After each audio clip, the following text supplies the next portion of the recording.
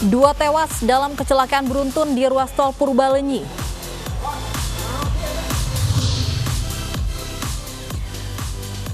Gunung Sinabung di Karo, Sumatera Utara kembali erupsi.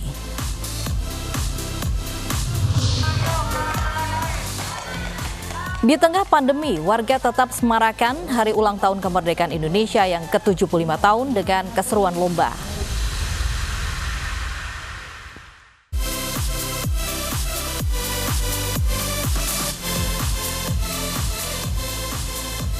Euforia perayaan Hari Kemerdekaan Republik Indonesia yang ke-75 tahun dirasakan berbeda tahun ini.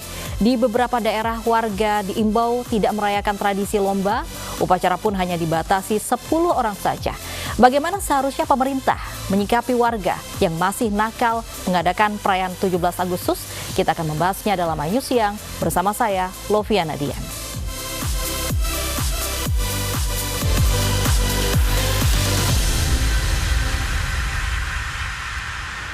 Pemirsa, 2 orang tewas dalam kecelakaan beruntun di ruas tol Purbalenyi Jumat pagi tadi. Kecelakaan melibatkan 3 truk yang diduga mengalami remblong.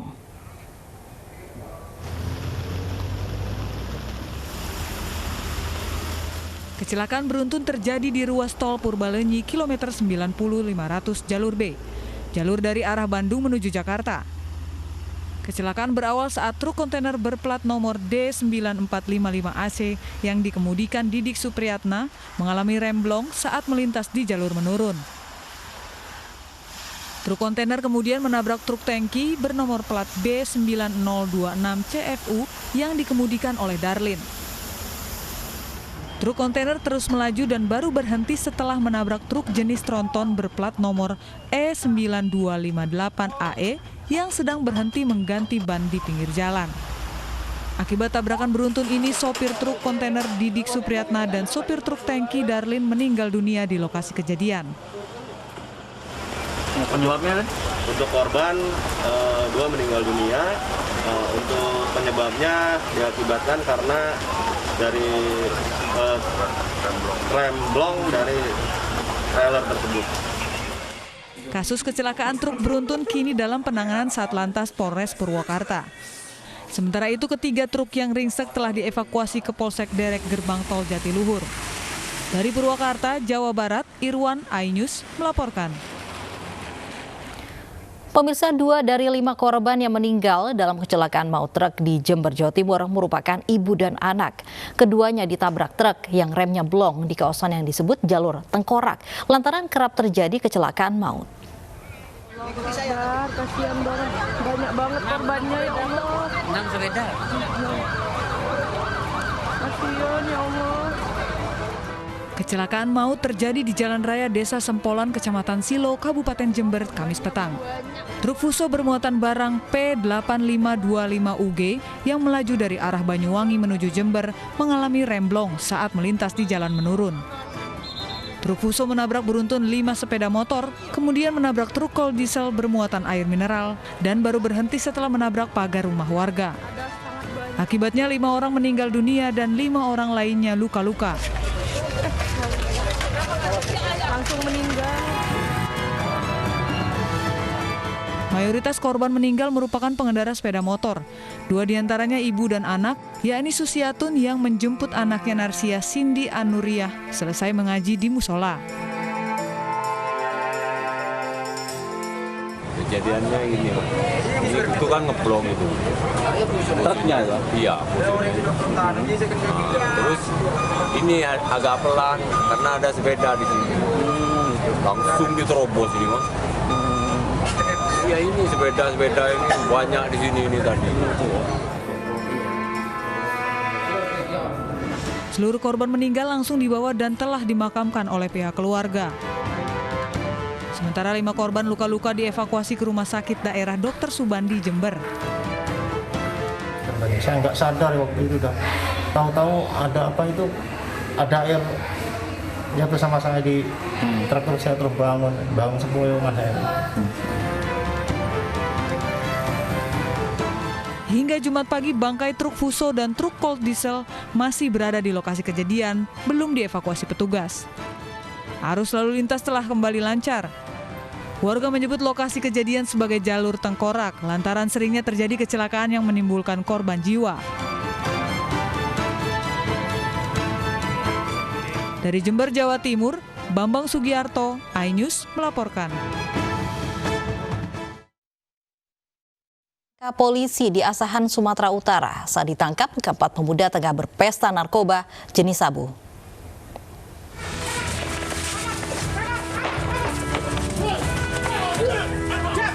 Asik berpesta narkotika jenis sabu, sejumlah pemuda kocar-kacir ketika tim Paus Narkoba Polres Asahan menggerebek sebuah rumah di Jalan Husni Tamrin, Kisaran Asahan, Sumatera Utara. Dalam penyergapan ini, 4 pemuda berhasil dibekuk. Sejumlah barang bukti juga ditemukan di lokasi. Saat diinterogasi, para pelaku berdalih baru sekali berpesta narkoba jenis sabu. Sabu didapat dari seorang pengedar narkoba di kawasan Jalan Durian, Asahan, yang identitasnya telah diketahui. Berdasarkan informasi tersebut, polisi langsung menyelidiki dan memburu pengedar narkoba. Sementara keempat pemuda yang dibekuk kini masih diperiksa dan ditahan di Mapolres Asahan. Dari Asahan, Sumatera Utara, Ulil Amri, iNews melaporkan. Petugas BNN menggagalkan penyelundupan 47 paket sabu di kawasan gerbang tol Helvetia, Medan, Sumatera Utara. Untuk mengelabui petugas, paket sabu disamarkan di balik tumpukan buah kelapa.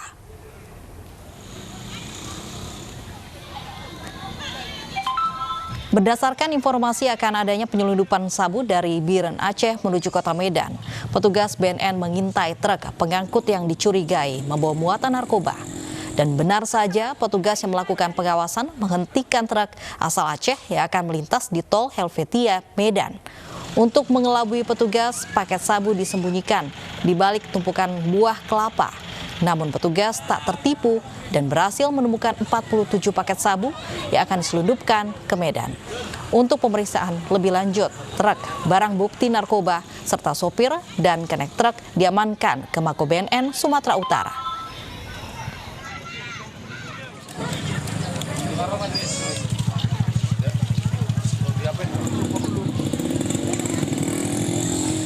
Pemirsa, bukan kali pertama narkoba diselundupkan dengan penyamaran hasil bumi. Sebelumnya, jagung dan pisang pernah digunakan sebagai kamuflase penyelundupan narkoba. Berkali-kali gagal, namun upaya penyamaran narkoba dengan hasil bumi ini terus berulang.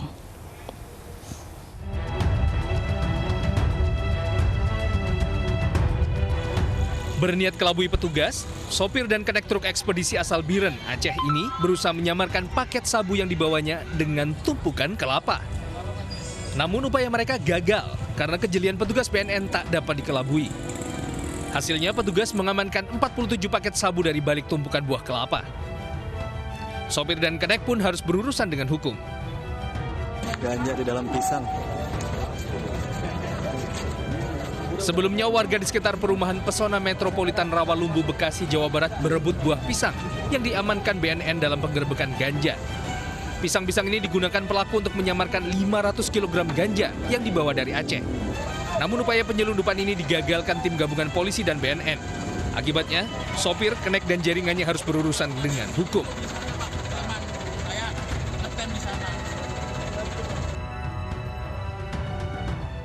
Di Tangerang, Banten, gudang sembako digerebek BNN saat sedang bongkar muat.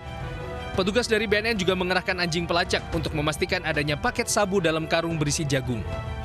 Dari sekitar 100 karung berisi jagung yang terdapat di dalam truk, 50 diantaranya dipastikan berisi paket sabu. Di dalam satu karung setidaknya terdapat 4 paket sabu yang dikemas dalam minuman teh asal Cina dengan berat masing-masing paket mencapai 1 kg. Sehingga diperkirakan total sabu mencapai 200 kg. 6 orang pelaku ditangkap dengan berbagai peran, mulai dari pemilik toko beras hingga pekerja dan awak truk. Paket sabu dalam karung biji jagung tersebut dikirim dari Aceh. BNN masih terus mengembangkan kasus pengiriman sabu ini yang dilakukan di tengah pandemi COVID-19. Penyimpanan narkoba di gudang logistik juga terus berulang, lantaran dapat mengelabui warga dan petugas agar tidak curiga dengan aktivitas bongkar muat. Tim Liputan iNews melaporkan. Dua anggota polisi dianiaya oleh seorang ibu dan anak di sebuah rumah di kawasan Lebak Bulus, Jakarta. Ibu dan anak tersebut memukul polisi dengan tongkat baseball lantaran tak terima dibekuk terkait kepemilikan ganja cair.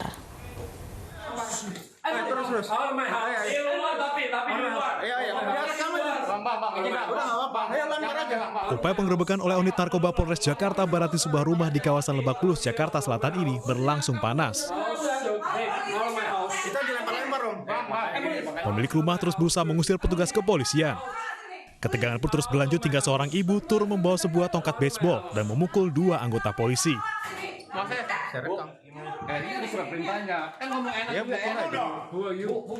Pemilik rumah tak terima ketika polisi masuk rumahnya untuk membekuk ibu dan anak yang diduga memiliki ganja cair.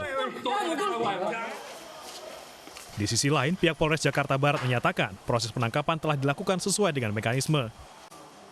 Petugas kami datang ke rumah pelaku menunjukkan identitas sebagai anggota kepada security sebagaimana etika masuk ke perumahan-perumahan, ya, menunjukkan identitas, kemudian didampingi oleh security tersebut sampai ke rumah pelaku,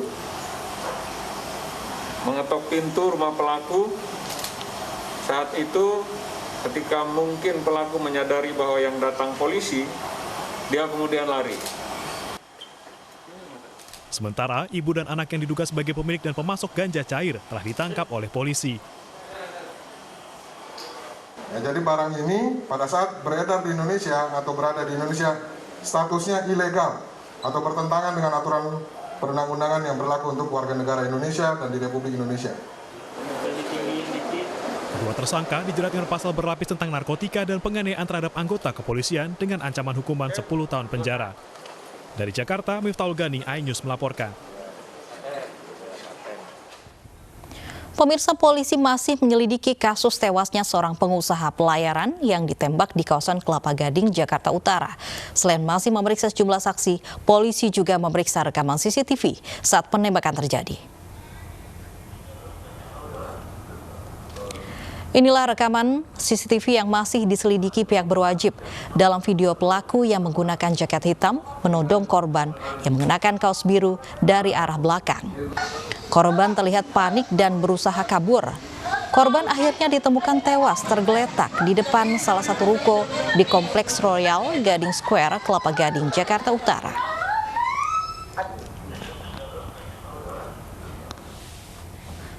Polisi telah melakukan olah tempat kejadian perkara Kamis siang. Ditemukan sejumlah fakta, yakni asal peluru datang dari arah belakang korban, ditemukannya 4 butir selongsong peluru di tempat kejadian perkara.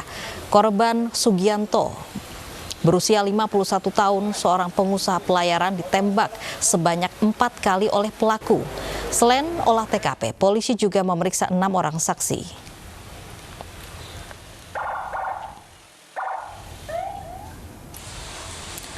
Usai olah tempat kejadian perkara, korban langsung dibawa ke Rumah Sakit Polri untuk diotopsi. Kesedihan mendalam dirasakan keluarga Sugianto usai melihat jasad korban di ruang instalasi forensik.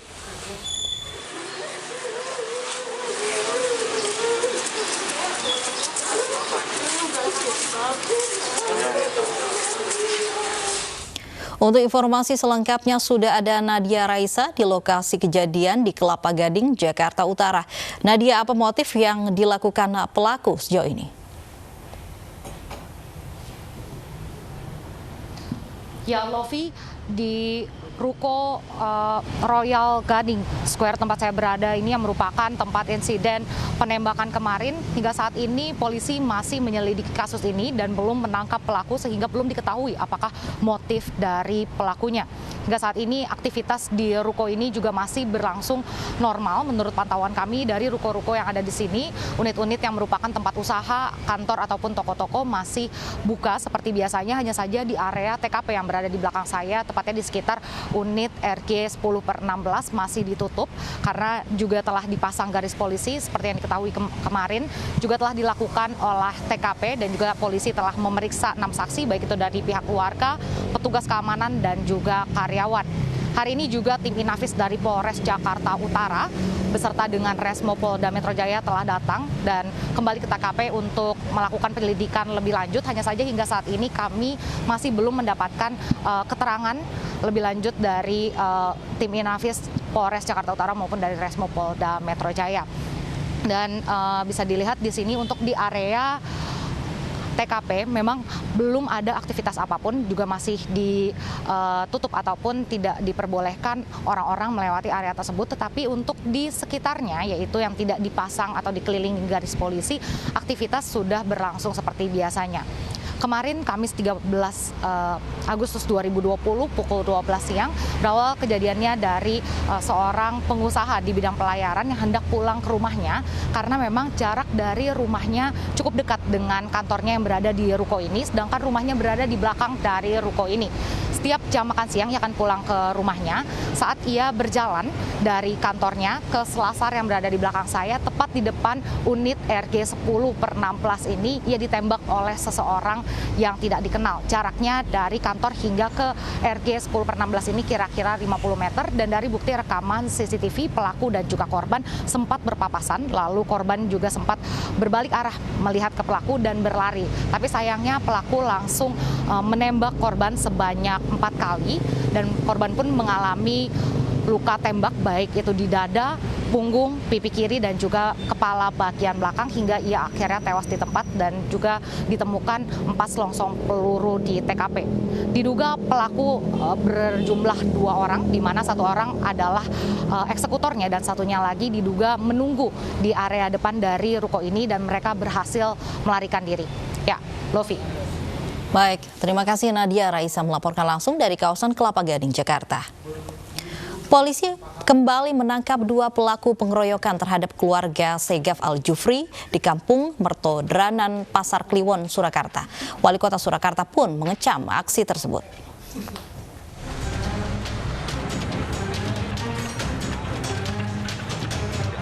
Wali Kota Surakarta FX Hadi Rudiatno mengecam aksi penyerangan Habib Assegaf di Kampung Mertodranan, Pasar Kliwon Sabtu lalu.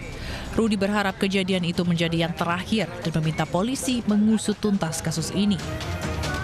Terkait hal ini, polisi kembali menangkap 2 orang pelaku pengeroyokan berinisial N dan A.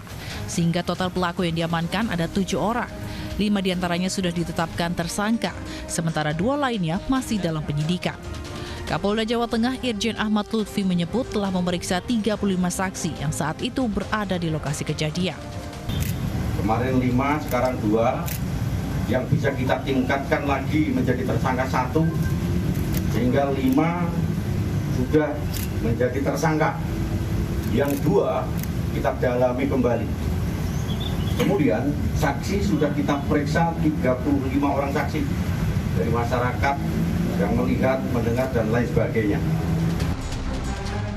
Kasus bermula dari sekelompok orang yang datang membubarkan acara doa bersama keluarga Segaf Al-Jufri sebelum prosesi pernikahan. Keributan tak dapat dihindari. Massa berdatangan ke lokasi acara yang berada di wilayah Pasar Kliwon, Surakarta dan merusak sejumlah mobil. 3 anggota keluarga terluka akibat pemukulan massa tak dikenal. Dari Surakarta, Jawa Tengah, Septiantoro, iNews melaporkan. Kawasan Cagar Alam Waiwuul di Labuan Bajo, Kabupaten Manggarai Barat ludes terbakar. Informasinya sesaat lagi.